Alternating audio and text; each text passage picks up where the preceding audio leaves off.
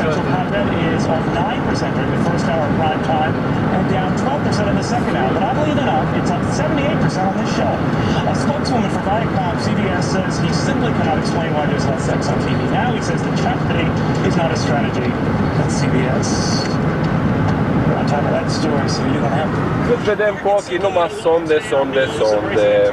But it had been worse. We had been down north of 64. So let's ask. Deci, bineînțeles, suntem în Texas. Hillary Kramer, the president of A&G Capital Group. Jonathan Owen, the portfolio manager at Capital's Big Asset Management. Terry Keenan, the host of Cash In, and Brendan Butler, the host of Ghost and Mix.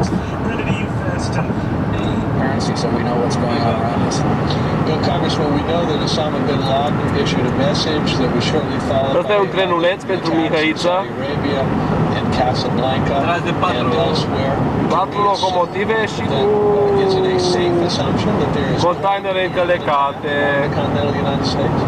Well, I think you cannot. De făcut așa pentru familie, urmași. Dacă ați vedea ce e afară, Și unde că 9 suntem? grade Celsius. Și Gogu, nu vă supărați că vă spun, este cam tembel și când să te scoată din căcat îți dă cel mai apropiat punct de ajutor la 60 de mile când tu ești încăcat cât casa. Uitați, ăsta e Gogu, un model depășit. Update foarte subțire. Ne-au trecut toate transpirațiile de lume. Deși Nu este un zvon. Băi, o știi reclama aia? Nu este un zvon. A venit Chevron. Asta era în România, știi? Da? Nu știi? Da. Vai, tare.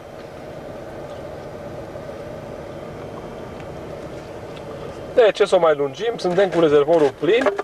Și era să o luăm în barbătare, nu așa? Nu, Emil exagerează, eu i-am spus, s-a flipit. A luat, cred că, cea mai scumpă benzină din America. 7.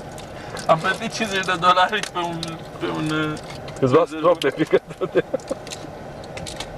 Am umplut, cred că și în buzunare mi-am pus benzina acum. Mă, dacă îl cauți, uite, sticla aia de Pepsi, scrie Pepsi, dar de fapt nu-i Pepsi.